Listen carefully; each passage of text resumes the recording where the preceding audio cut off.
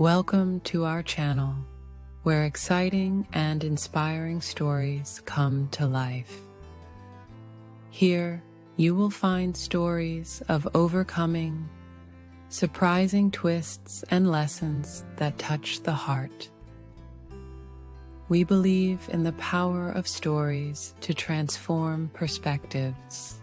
If you like good stories, don't forget to like the video, subscribe to the channel, and activate the notification bell so you never miss our releases. And of course, share your opinions in the comments. We want to hear from you and how we can continue to bring you even more exciting stories. The soft hum of the city echoed outside as Eva Martinez stepped off the bus in downtown Los Angeles. The towering skyscrapers loomed above her, casting long shadows over the busy streets. It was a warm afternoon, but the chill she felt wasn't from the weather. It came from within, a gnawing uncertainty that had been with her for days. The sprawling hospital in front of her, St. Gabriel Medical Center, seemed almost unwelcoming, its shiny exterior reminding her of the vast divide between her humble neighborhood and this prestigious place. Eva had never been to a hospital like this before. St. Gabriel was known as a facility that catered to the wealthy, the elite of Los Angeles, those who could afford its pristine hallways, cutting-edge technology, and celebrity doctors. For someone like her, who lived on a modest pension and worked part-time cleaning offices, this was an intimidating place. But she had no choice. Her health had been deteriorating rapidly, and the local clinic had referred her to a specialist here. As she approached the entrance, her mind replayed the months leading up to this moment. Eva had been dealing with severe joint pain, fatigue, and bouts of dizziness that had left her unable to work regularly. The doctors at her local clinic had done what they could, but the symptoms persisted, and now they feared it was something more serious. She couldn't afford private health care, but the clinic had managed to get her an appointment with one of St. Gabriel's top physicians, Dr. Wainwright, thanks to a medical assistance program. She clutched the appointment card in her hand, glancing at the time. She was early, as she always was. It was something she had carried from her upbringing: never be late, always be polite, and show respect. As she walked through the hospital's wide glass doors, the cool air-conditioned lobby hit her, and she immediately felt out of place. The grand interior, with its sleek modern design and polished marble floors, was a far cry from the crowded, outdated clinic where she usually received care. At the reception desk, a young woman with a perfectly manicured smile greeted her. "Good afternoon. How can I help you?" she asked, her voice professional but distant. "I have an appointment," Eva said softly, showing her the card. "With Dr. Wainwright." The receptionist glanced at the card, her smile not faltering, but Eva could feel a slight judgment in the woman's eyes. "You're a little early. You can take a seat, and the nurse will call you when he's ready." Eva nodded and shuffled over to the waiting area, feeling eyes on her as she sat down. The other patients were dressed in designer clothes, tapping on their phones, casually flipping through high-end magazines. Eva, in her worn-out cardigan and second-hand shoes, felt invisible and exposed all at once. She clasped her hands in her lap, trying to calm the nervous energy building inside her. Time passed slowly as she watched patients come and go. She could feel the stares, subtle but present, and she wondered if they were wondering the same thing she was. What was she doing here? Her mind wandered back to her home, the small apartment she lived in by herself ever since her husband passed away 5 years ago. Their 2 children had moved out long ago, and now she lived quietly, surviving on memories and modest income. It hadn't been an easy life, but she had always managed. Her thoughts were interrupted when a nurse called her name, startling her slightly. "Mrs. Martinez?" Eva stood up, clutching her bag as if it were a lifeline, and followed the nurse down a pristine hallway lined with certificates and medical accolades. The nurse led her to a small examination room, where she was asked to sit on the examination table. "Dr. Wainwright will be with you shortly," the nurse said before closing the door behind her. Eva looked around the room, her heart racing. The sterile smell of disinfectant filled her nose, and the bright lights above made everything seem more clinical, more severe. She had been to doctors' offices before, but never one like this. It all felt too clean, too distant from the real world she knew. Her fingers fidgeted with the fabric of her skirt as she tried to mentally prepare herself. After what felt like an eternity, the door finally opened, and Dr. Paul Wainwright walked in.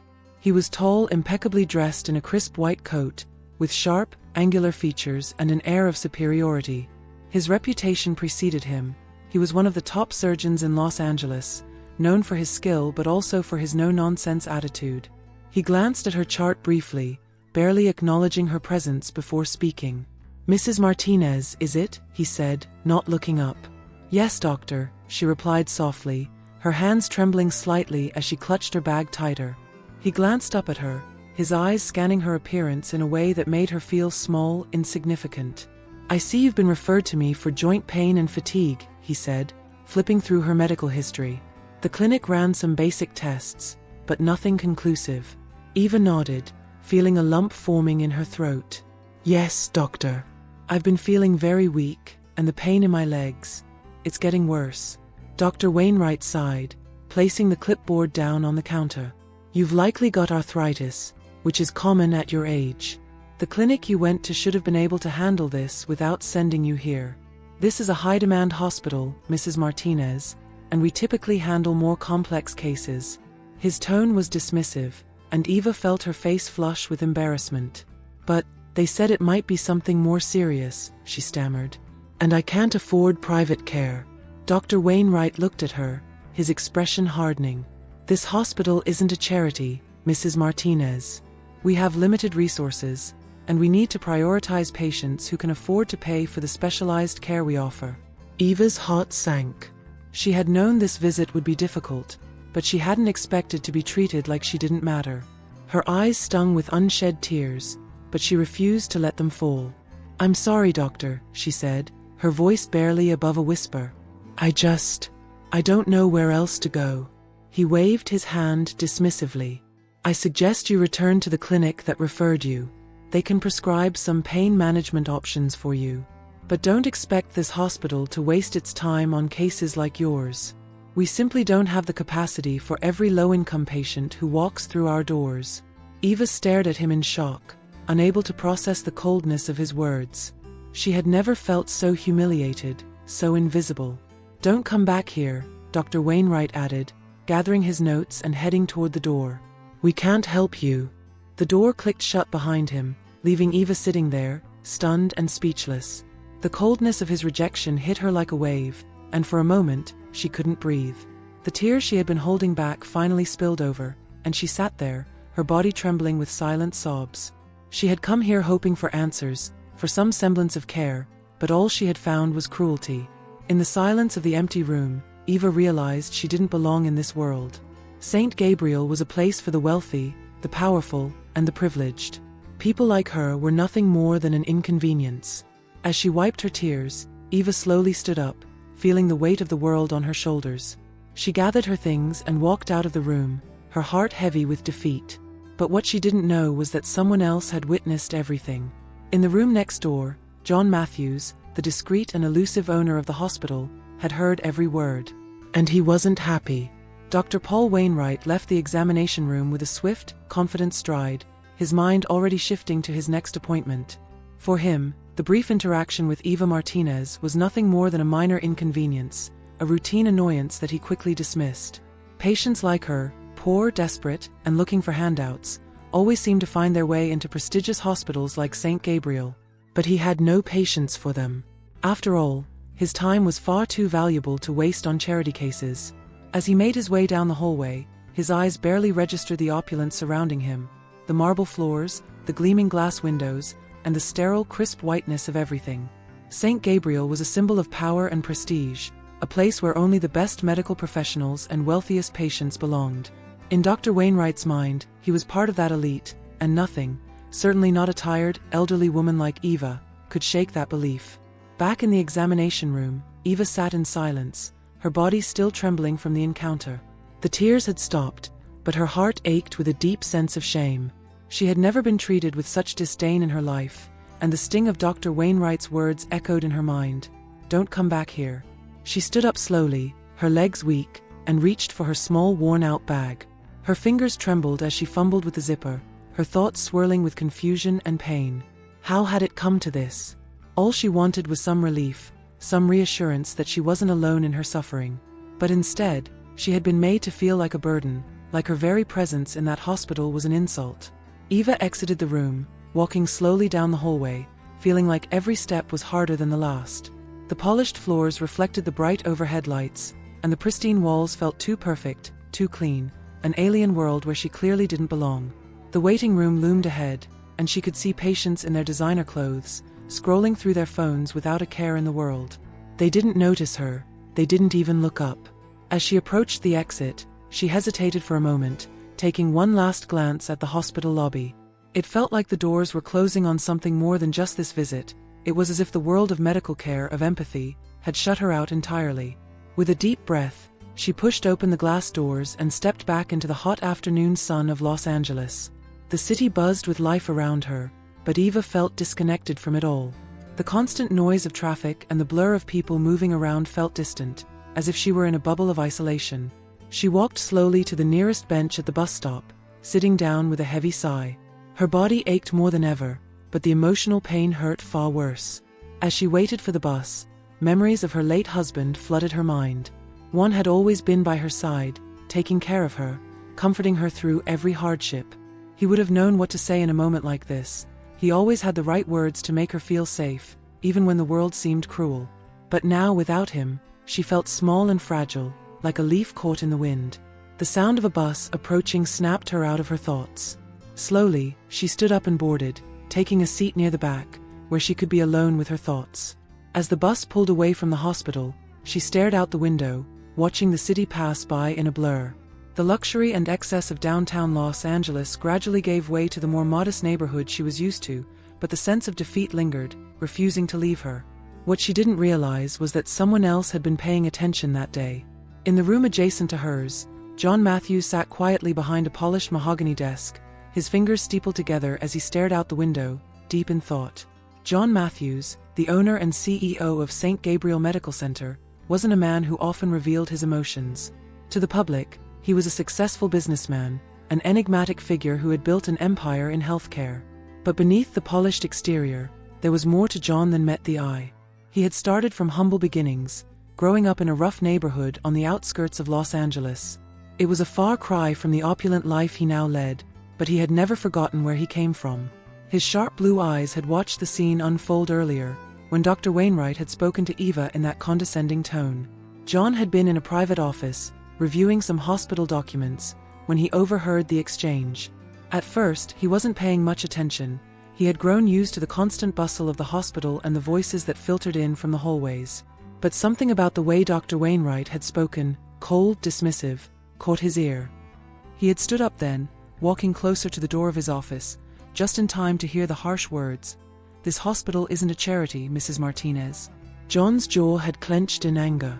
He couldn't believe what he was hearing. St. Gabriel was supposed to be a place of healing, of compassion, regardless of a patient's financial status. Yes, it was a high-end facility, but the hospital had been built with the promise of providing care to all those in need, a principle that John had fought hard to uphold throughout the years. The memory of his own struggles, of being a boy with no money and no access to quality health care, had driven him to create this hospital. And now, to hear one of his most respected doctors speaking with such arrogance to a vulnerable patient, it made his blood boil. John's thoughts raced as he sat back down at his desk, fingers tapping impatiently on the surface. He had worked hard to distance himself from the day-to-day operations of the hospital, trusting his team to maintain the high standards he had set. But now, it seemed like something had gone terribly wrong. Dr. Paul Wainwright was renowned for his surgical skills, but John knew that skill alone didn't make a good doctor. Compassion, empathy, and a sense of duty to all patients, these were qualities that mattered just as much, if not more. But Dr. Wainwright had none of those qualities. That much was clear now. John couldn't shake the image of Eva Martinez from his mind. She had looked so frail, so defeated as she walked out of the hospital. He hadn't seen her face clearly, but the way she carried herself spoke volumes. She reminded him of the people from his past, the ones who had been forgotten by the system, who had fallen through the cracks because they didn't have the money or the connections to get the help they needed. And that hit too close to home. He thought about how many other patients had likely been treated the same way by Dr. Wainwright. How many had been dismissed simply because they weren't important enough. It sickened him to think that the hospital he had built to help people was now turning them away. John stood up abruptly, his decision made. He was going to deal with Dr. Wainwright, but he wouldn't do it rashly. No, this required a careful, calculated approach. He needed to investigate further, to gather more information about how this doctor treated his patients. And when the time was right, he would make sure that justice was served. He wouldn't let St. Gabriel become a place where the rich thrived while the poor were forgotten. Not under his watch. But for now, he kept his silence. John Matthews wasn't the kind of man to act impulsively. He would bide his time, wait for the perfect moment. And when that moment came, Dr. Paul Wainwright would learn a lesson he would never forget. The hum of quiet conversation in the hospital's polished corridors felt distant to John Matthews as he sat at his desk, staring at the thick walls that separated him from the chaos outside.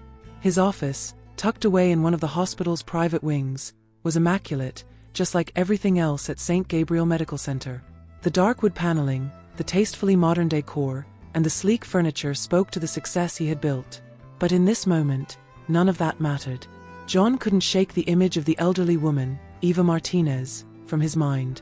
Even though he had only caught a glimpse of her as she left Dr. Wainwright's office, her face haunted him. The way she moved, slow and weary, as if the weight of the world was on her shoulders, reminded him of his own mother in the last years of her life. And the way the doctor had spoken to her, so dismissive, so cold, ignited something inside him that he hadn't felt in a long time: anger. John had built this hospital from the ground up, funding it with the intention of providing top-notch care to everyone, regardless of their status or income. Of course, the hospital had grown into a prestigious institution, catering to the city's elite and the wealthiest patients. But its foundation, its core mission, had never changed in his eyes. St. Gabriel was supposed to be a place where anyone in need could find help. And yet here he was, witnessing a doctor he had trusted, someone who was supposed to represent the very best of this institution, treat a vulnerable woman like she was nothing. He stood up abruptly, unable to sit still any longer.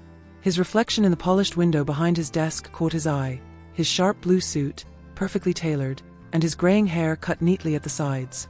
On the outside, he looked every bit the powerful CEO he had become, but inside, he felt more like the boy who had grown up in the rundown streets of East Los Angeles, struggling to survive in a world that didn't care about people like him.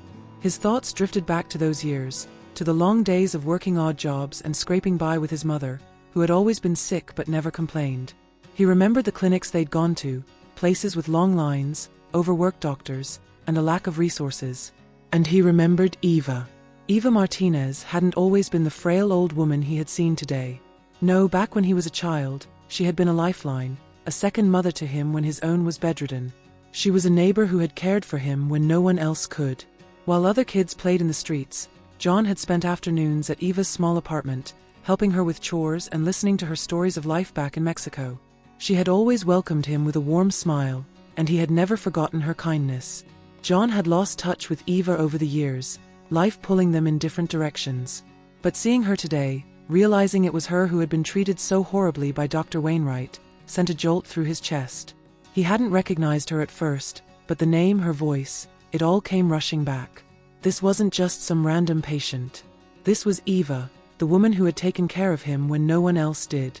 And now, it was his turn to take care of her. John's phone buzzed on the desk, but he ignored it. He couldn't let this go.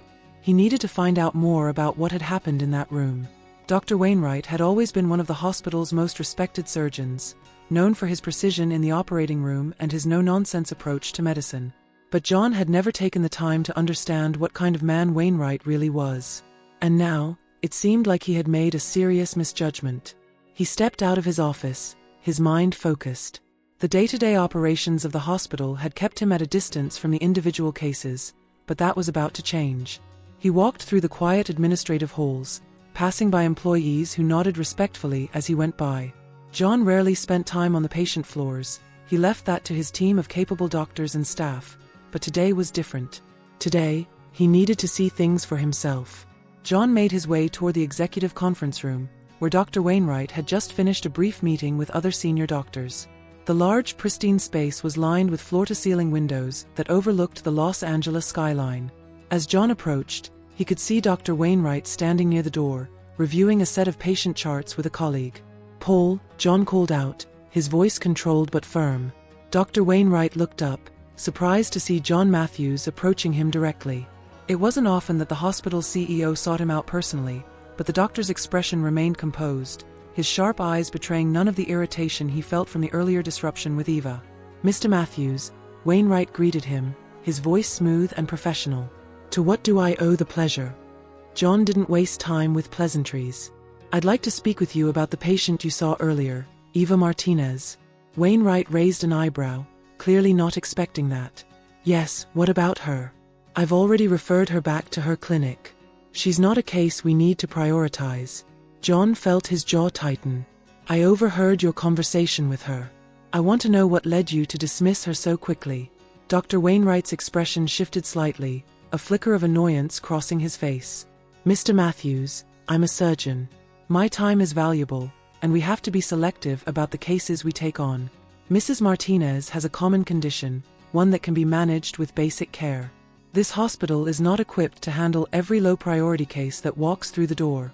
John's eyes narrowed. "Low priority?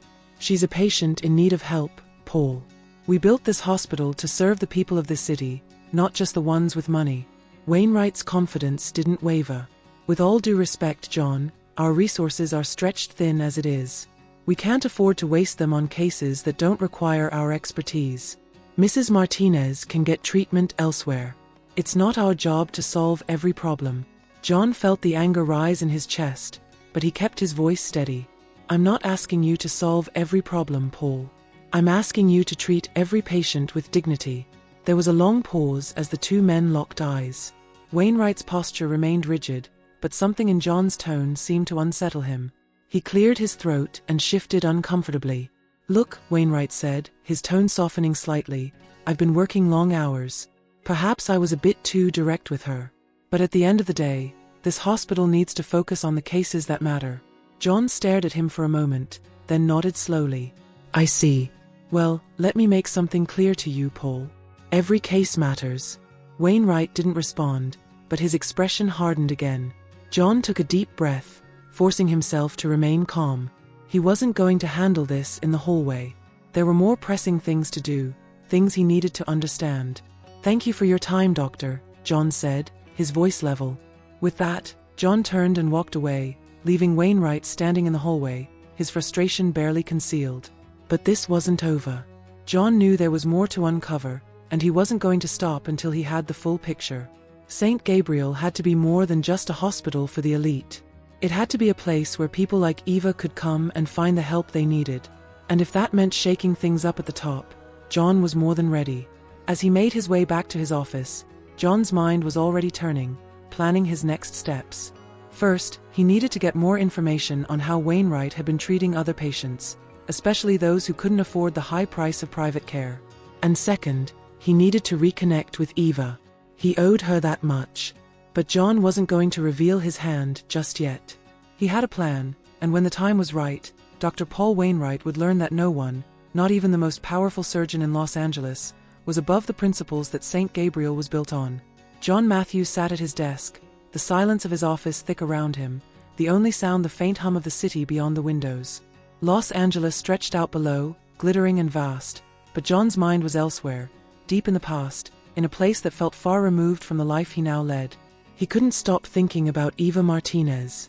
Seeing her again had been like opening a door to memories he had long kept locked away. Leaning back in his chair, John closed his eyes and let the images come. The dusty streets of East Los Angeles, the small, cramped apartment where he had grown up, the smell of his mother's cooking. Life had been hard back then. Every day was a struggle to make ends meet.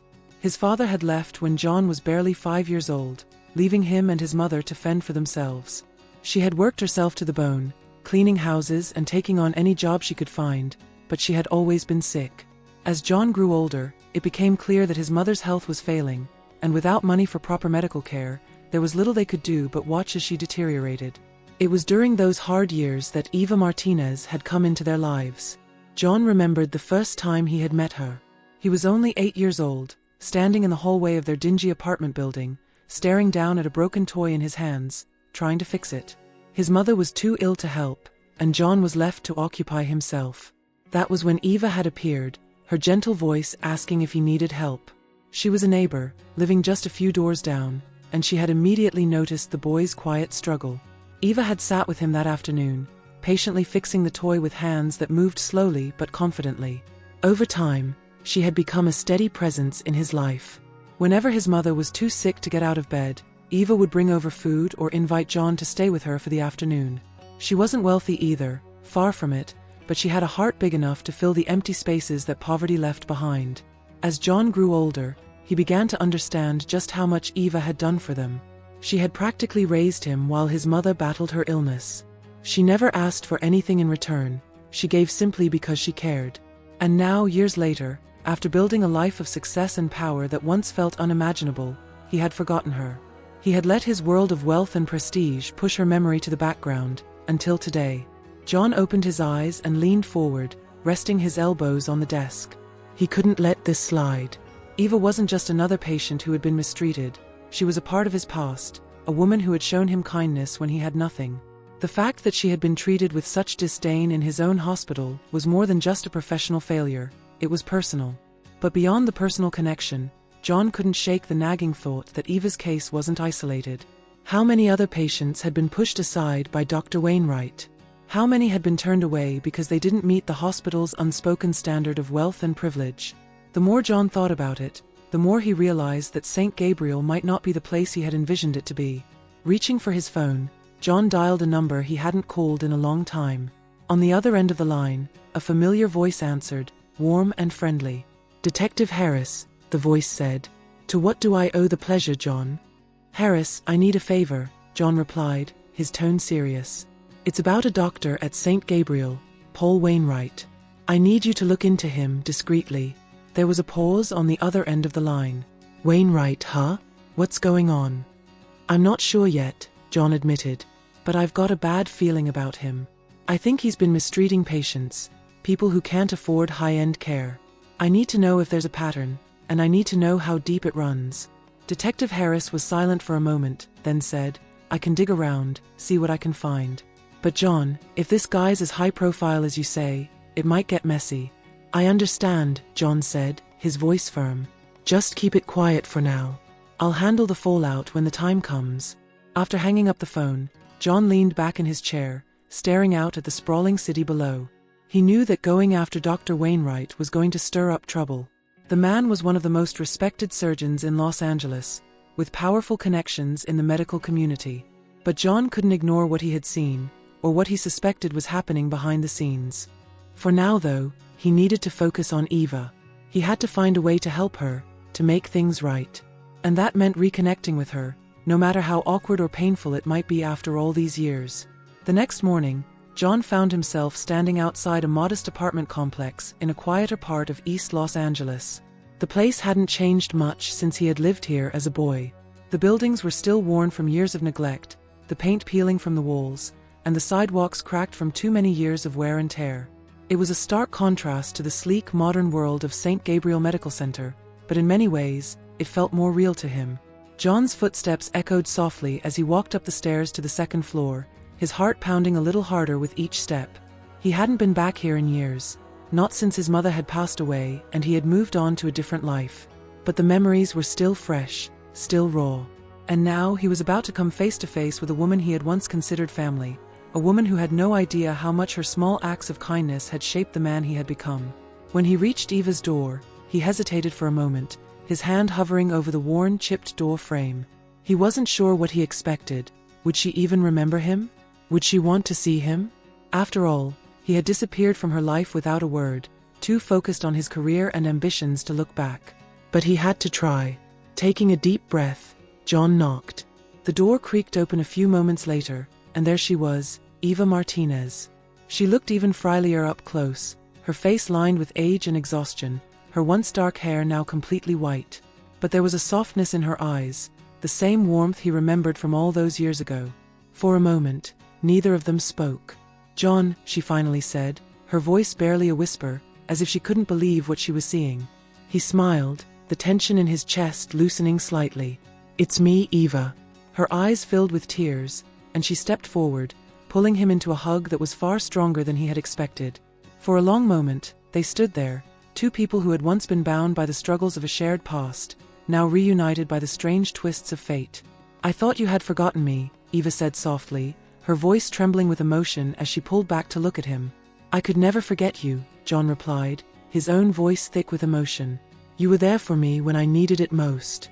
I should have come back sooner, but life took you away," Eva finished for him, nodding gently. "I understand. I'm just glad you're here now." John felt a weight lift off his shoulders, but he knew the real reason for his visit wasn't just to reminisce. "Eva, I'm here because I want to help you," he said, his tone serious. "I heard what happened at the hospital yesterday.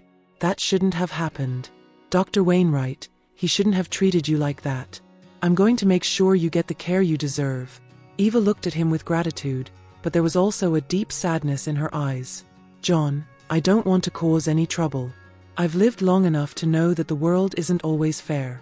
I just want to live out my days in peace." "I understand," John said gently. "But this isn't just about you. It's about making sure no one else goes through what you did. I'm not going to let people like Dr. Wainwright take advantage of the vulnerable. Not anymore." Eva studied him for a long moment, then nodded slowly. "You've grown into a fine man, John. Your mother would be proud."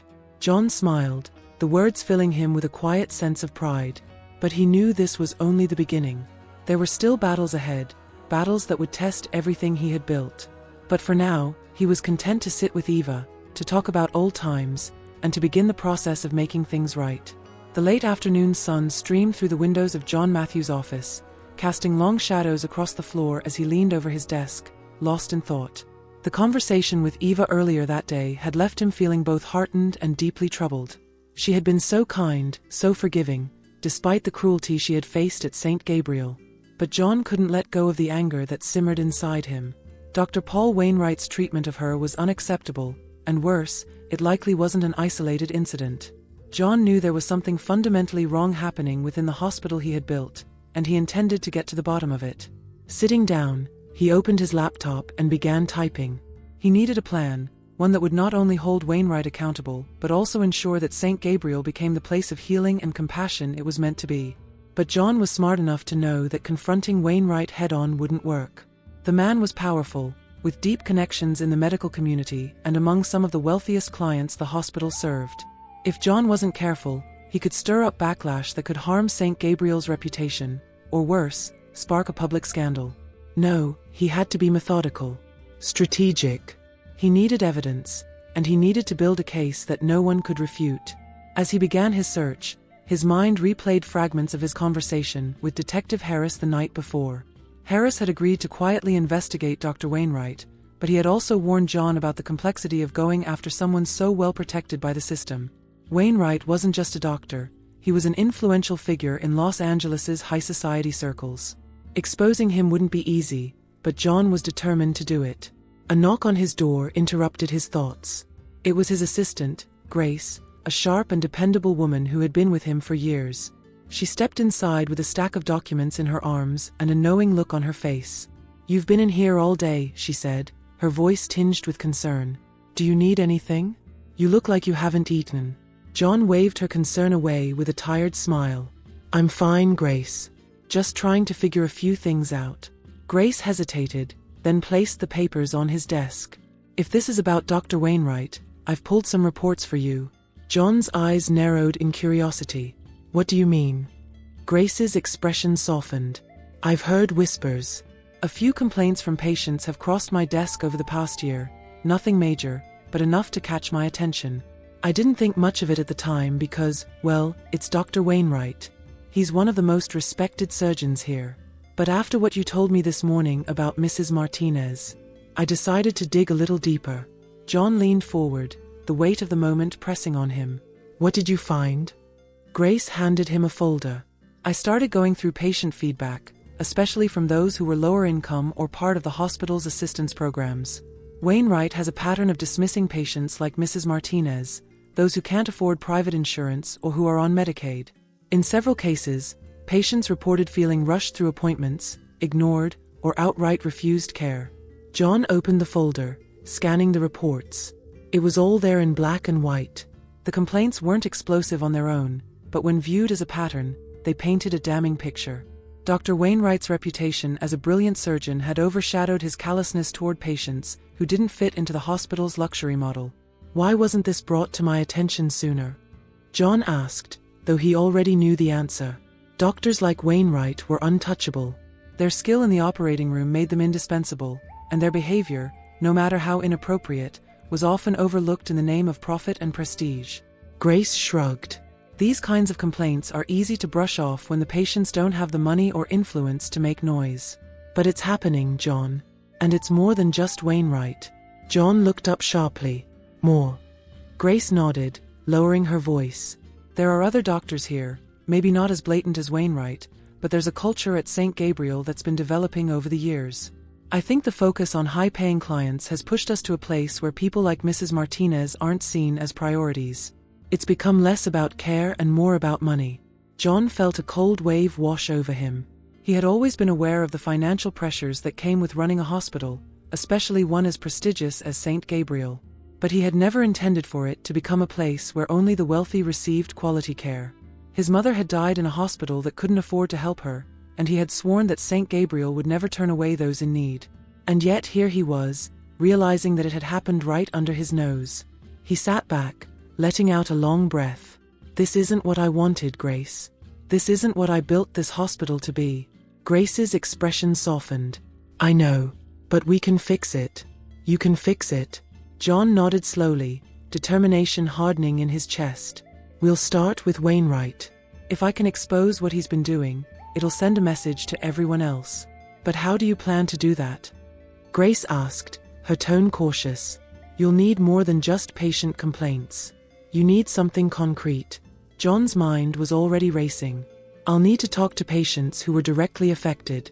If we can gather their stories, document the neglect, we can build a case against him. Grace hesitated. John, some of these patients may be too scared to come forward. They won't want to fight a man as powerful as Wainwright. I know, John said, his voice calm but firm. But I'll find a way. We owe it to them, and to Eva. The next day, John began the delicate process of tracking down former patients who had lodged complaints against Dr. Wainwright. With Grace's help, he was able to contact several of them, people like Eva, who had been treated poorly and dismissed. Most of them were reluctant to speak at first, fearful of what might happen if they went up against someone as influential as Wainwright. But John had a way of making people feel heard, and gradually, they began to open up. One story stood out in particular, a woman named Carla, who had come to St. Gabriel after a car accident. She had been referred to Dr. Wainwright for surgery to repair a badly broken arm, but when he found out she was on Medicaid, he had brushed her off, suggesting she try a lower-tier hospital on the other side of the city. Desperate and in pain, Carla had begged for help, but Wainwright had refused. By the time she received treatment elsewhere, her arm had healed incorrectly, leaving her with permanent nerve damage. Carla's voice cracked as she recounted the experience. He didn't even look at me like a person. I was just another poor patient he couldn't be bothered with. John listened quietly, fury building inside him. This was more than just neglect, it was malpractice, and it had to end. By the time he hung up the phone, he had a list of several patients who were willing to share their experiences. It was more than enough to begin building a formal complaint, but John knew he needed one more piece of the puzzle, someone from inside the hospital who could corroborate what was happening behind closed doors. That night, John sat in his office, staring out at the city lights, formulating the final steps of his plan. He would need to go to the hospital board with his evidence, but he had to be smart about how he presented it.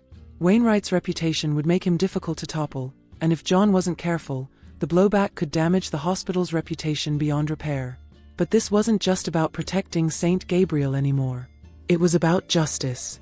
For Eva, for Carla, and for every other patient who had been denied the care they deserved. John's phone buzzed on his desk, pulling him out of his thoughts. It was a message from Detective Harris. Got something. We need to talk. John's heart quickened. Whatever Harris had found could be the key to bringing Wainwright down. He picked up the phone and dialed Harris, ready to take the next step in his plan. John Matthews stepped out of his car and into the cool evening air, the looming silhouette of St. Gabriel Medical Center rising behind him. The weight of the last few days bore down on his shoulders, but tonight, there was something else driving him, purpose. In his hands, he held the evidence he needed, a binder thick with testimonies and documentation that would expose Dr. Paul Wainwright for the man he truly was. John had spent the last week gathering more than enough proof of Wainwright's malpractice, not just from patients but also from members of the hospital staff. Several nurses, emboldened by John's quiet investigation, had come forward with their own stories, accounts of how Wainwright had pressured them to prioritize wealthier patients, how he routinely disregarded the needs of those on government assistance, and how his arrogant behavior had led to more than one botched case. But the most damning evidence had come from Detective Harris. Earlier that day, Harris had shown up at John's office with a stack of files detailing Wainwright's involvement in several out-of-court settlements. Wainwright had covered his tracks well, but the settlements, most involving negligence claims, revealed a pattern of behavior that could no longer be ignored. This was the final piece John needed to make his case airtight. As John approached the hospital's main entrance, his mind replayed his plan.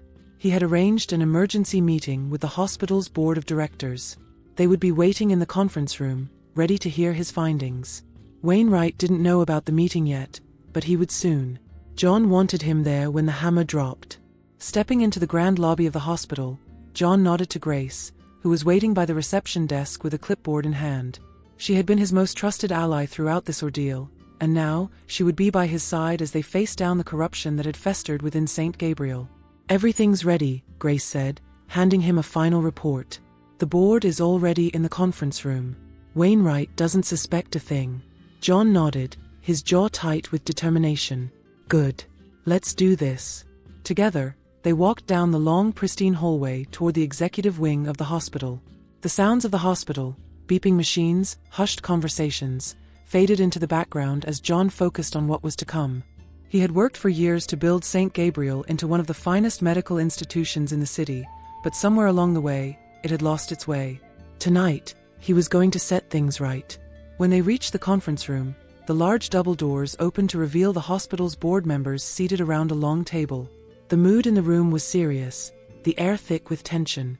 John knew many of these people personally, wealthy donors, prominent figures in the medical community, and business leaders who had helped fund St. Gabriel's rise to prominence. But tonight, they weren't just colleagues or supporters, they were witnesses to what could be the most significant turning point in the hospital's history. John took his place at the head of the table, his binder of evidence in front of him. The board members murmured among themselves, clearly curious about why they had been called for an emergency meeting. John took a deep breath and began. "Thank you all for coming on such short notice," he said, his voice calm but commanding. "I called this meeting because there is a serious issue that needs to be addressed, an issue that threatens the very foundation of what St. Gabriel stands for." The room fell silent, all eyes on John. "For the past few weeks, I've been conducting an investigation into the practices of one of our most prominent doctors, Dr. Paul Wainwright," John continued, opening the binder. "What I've uncovered is deeply troubling." He began to lay out the evidence, starting with the patient complaints that had been swept under the rug. He spoke about the dismissive and negligent treatment of lower-income patients, the pressure on staff to prioritize wealthy clients, and the culture of elitism that had taken root in the hospital. As he spoke, he passed around copies of the reports Grace had compiled, along with the testimonies from patients like Eva Martinez and Carla. The board members looked through the documents in shock, their expressions shifting from confusion to anger as they realized the scope of what had been happening. John could see the wheels turning in their minds. This wasn't just a case of one bad doctor, it was a systemic problem that had been allowed to grow unchecked. "And finally," John said, his voice steady but filled with righteous fury, "there's this." He slid the files from Detective Harris across the table. "Dr. Wainwright has been involved in multiple negligence settlements over the past several years, all quietly handled out of court. These cases weren't brought to light because the patients were paid off, but the pattern is clear. Wainwright has been putting his own interests above the well-being of his patients, and we can no longer allow him to operate in this hospital." The room was silent as the board members absorbed the gravity of John's words. Just then, the doors to the conference room opened, and Dr. Paul Wainwright walked in, looking confused and annoyed. "What is this?" he demanded, his eyes narrowing as he scanned the room. "Why wasn't I informed about this meeting?" John turned to face him, his expression calm but resolute. "Paul, we're here to discuss your actions." "You're done here." Wainwright's face twisted with anger. "What are you talking about? I've done nothing wrong. I've brought this hospital millions in revenue with my work. You can't just throw baseless accusations at me." "These aren't baseless," John interrupted, his voice rising. "I have the proof. You've been exploiting your position, treating patients like they're disposable. People like Eva Martinez, who came to you for help and returned away because they didn't fit your idea of a valuable patient. Wainwright's face flushed, his arrogance faltering for the first time. "This is ridiculous," he sputtered. "You can't do this to me." John stepped forward, his eyes locked on Wainwright's. "I'm not doing this to you, Paul. You did this to yourself. The hospital board will be reviewing your conduct, and I can assure you, after tonight, you won't be practicing here anymore." For a moment, Wainwright seemed to falter, his confidence crumbling as he realized the weight of the evidence against him. He turned to the board members, but their faces were stone cold, their support gone. John stood tall, knowing that this was the moment of reckoning. Weeks later, St. Gabriel Medical Center was a different place. Dr. Paul Wainwright had been formally dismissed, his reputation in tatters after the truth about his malpractice came to light.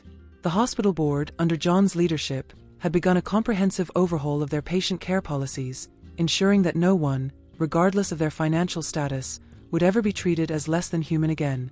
Eva Martinez, who had unknowingly set this entire chain of events in motion, had been given the care she needed, her medical bills covered by the hospital's assistance program.